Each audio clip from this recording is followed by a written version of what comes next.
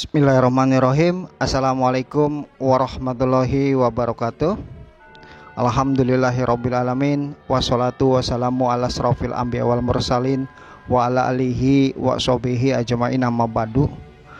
Puji syukur kita sampaikan kepada Allah Subhanahu wa taala atas segala rahmat, taufik dan hidayahnya, sehingga pada hari ini saya bisa berkunjung bersilaturahmi menemui Gus Ilyas sebagai Ketua Panti Asuhan Pondok An-Nuriyah yang berlokasi di Desa Mangunjaya, Tambun, Kabupaten Bekasi. Assalamualaikum Gus. Terima kasih Gus atas waktunya yang sudah mau menerima kehadiran saya di Panti Asuhan An-Nuriyah ini. Semoga tali silaturahmi ini bisa membuahkan hasil berkelanjutan ya Gus ya. Bisa menambah ilmu, bisa menambah panjang umur kita ya Gus ya. Baik Gus, sekilas mengenai Panti Asuhan Pemerhati AA Billy Channel, saya menemui Gus Ilyas sebagai Ketua Panti Asuhan. Beliau adalah putra dari almarhum Ustadz Muhammad Juriyah. Baik Gus, ada beberapa sih Gus yang saya tanyakan ke Gus. Mungkin nanti pemerhati bisa menyimak, mempelajari apa yang beliau sampaikan perihal Panti Asuhan An-Nuriyah. Yang pertama Gus, Panti Asuhan ini berdiri tahun berapa? Terus cikal bakal atau kronologis pendirian Panti Asuhan An-Nuriyah ini bagaimana prosesnya? Silakan Gus. Assalamualaikum warahmatullahi wabarakatuh. Bismillah, alhamdulillah, wassalatu wassalamu ala asrofil anbiya wal mursalin Sayyidina wa habibina wa maulana Muhammadin, amma ba'dah. Alhamdulillah, pada kesempatan hari ini kita diberi kesempatan untuk berbagi cerita atau berbagi kisah mengenai profil atau perkembangan Panti Asuhan An-Nuriyah Ratnajaya ini. Untuk pertama kali diberdirikan Panti Asuhan An-Nuriyah ini yaitu pada tahun 1997. Ketika itu pada tahun 97 itu abah saya langsung yang mengelola. Abah saya, Abah Zuhri, diberi sebuah amanat, diberi sebuah tanah wakaf oleh Ibu Ratna. Tanah wakaf tersebut digunakan untuk panti asuhan, digunakan untuk anak-anak yatim dan piatu. Pada waktu itu abah diberikan oleh Ibu Ratna, yaitu beliau adalah anak dari Ibu Hasimning. Ibu Hasimning yaitu seseorang yang kaya raya tapi dermawan. Nah, setelah itu abah diberi amanat untuk menjadikan tanah tersebut tanah naungan anak-anak Panti Asuhan An-Nuriyah.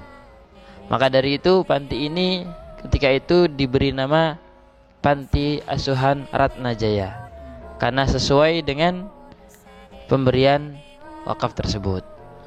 Nah, pada waktu itu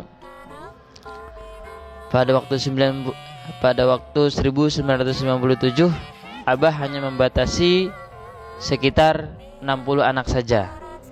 Karena pada waktu itu tanah yang diwakafkan oleh abah itu hanya 60 meter sesuai dengan ukuran tanah tersebut, 60 saja. Namun skala berkembangnya langsung itu bertambah dan bertambah. Yang namanya rezeki kita tidak bisa menolak. Anak adalah sesuatu rezeki dari Allah Subhanahu wa taala. Ketika kita diberi amanat oleh Allah untuk dititipkan anak, otomatis kita harus menerima, tidak boleh menolak, karena itu adalah sebuah rezeki. Lalu berkembang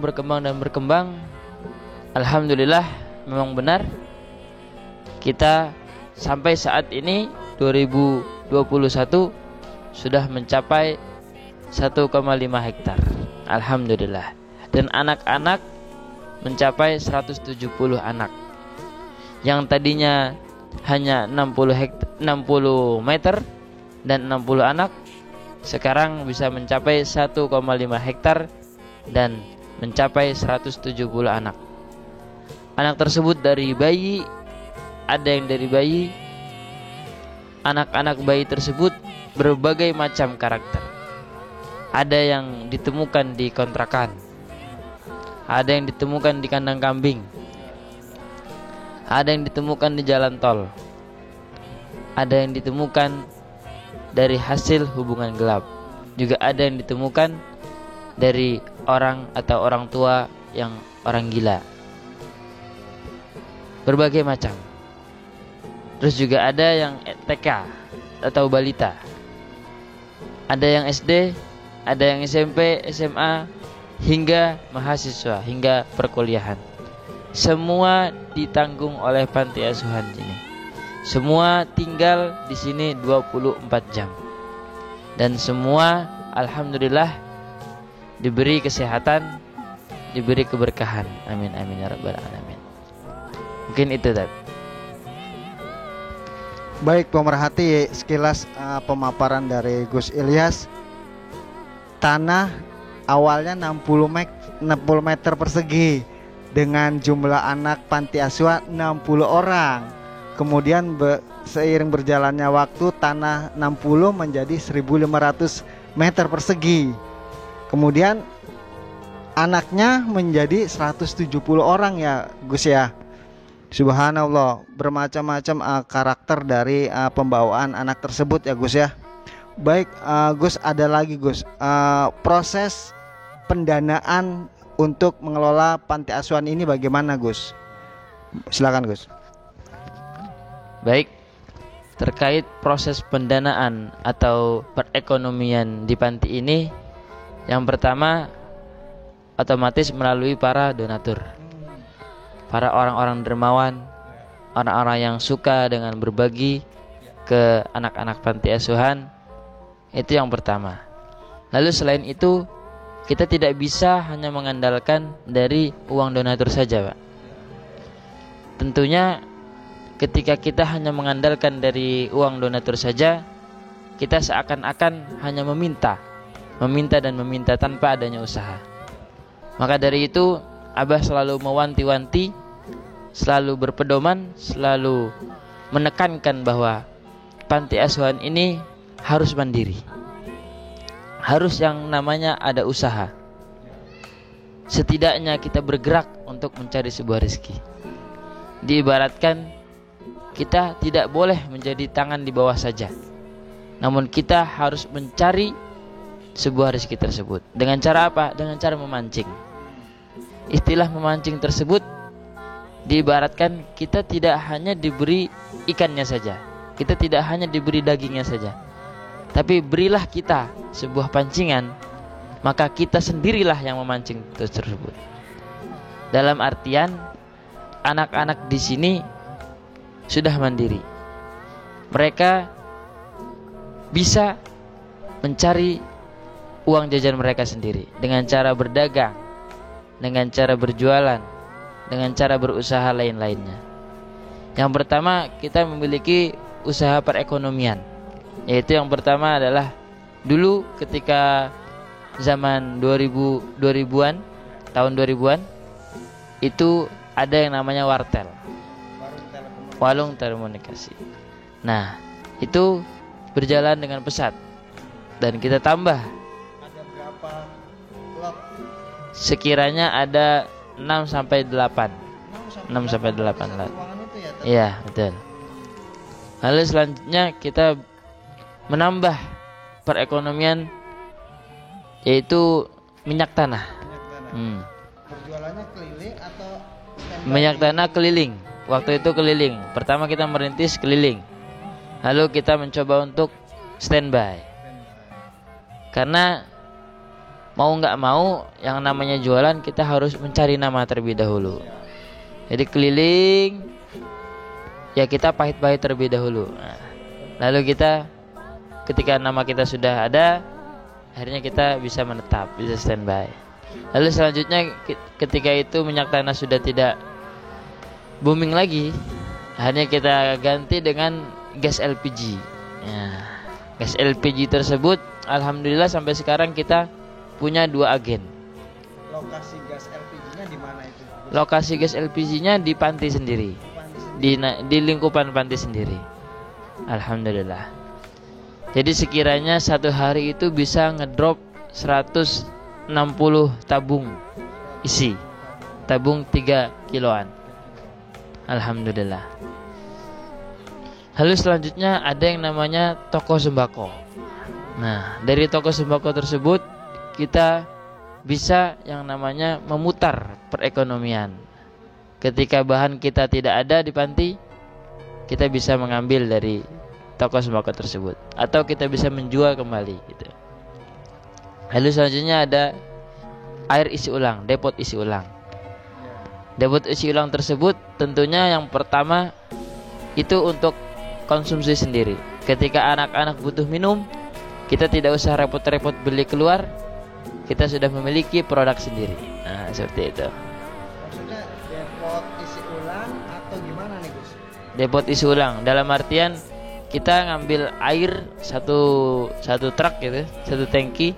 Nah, terus kita ketika anak-anak butuh minum, tinggal kita kirim galonnya ke sana saja. Dan lokasinya di area panti juga. Jadi pada saat pertama depot air ini kita Anuria ini belum menjual ya Gus ya? Belum. Baru Hanya mengkonsumsi sendiri. Dulu ketika itu kita punya RO. Lalu berkembang pesat, kita jual ke sekitar lingkungan sekitar.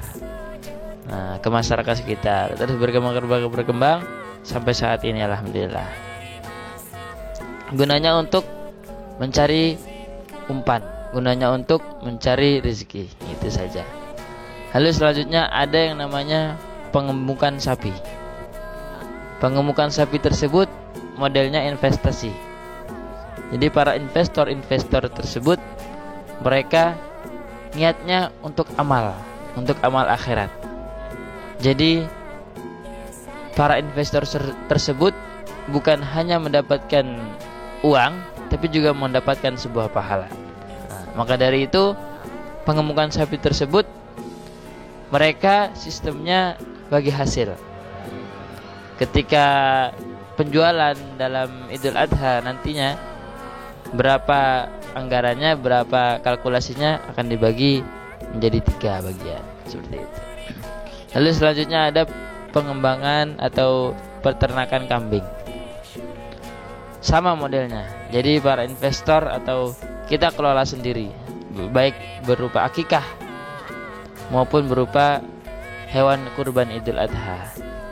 Seperti itu. Lalu selanjutnya ada peternakan ikan. Ikan tersebut ada ikan lele, ada ikan nila, ikan gurame, ikan bawal. Alhamdulillah, peternakan ikan tersebut kita konsumsi sendiri.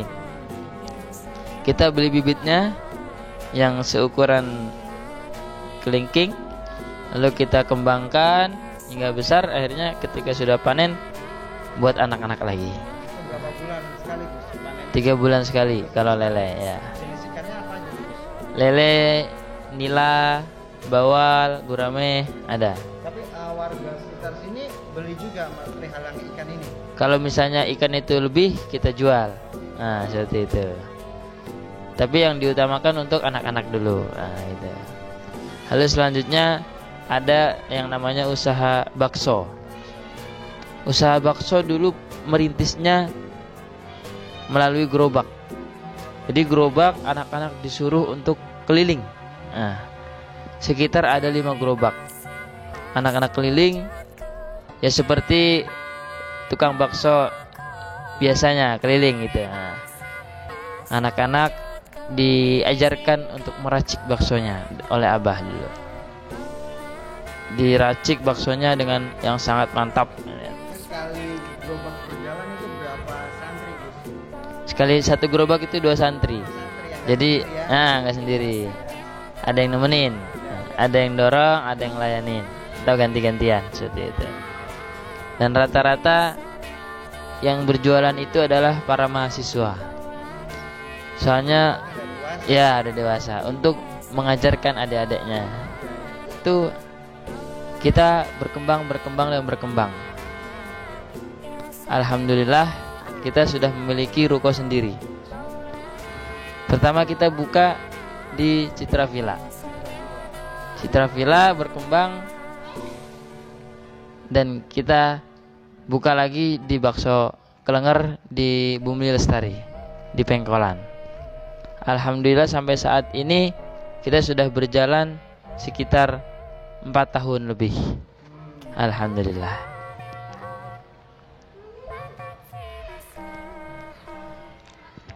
Mungkin seperti itu, Pak. Usaha-usaha kita yang ada di sini.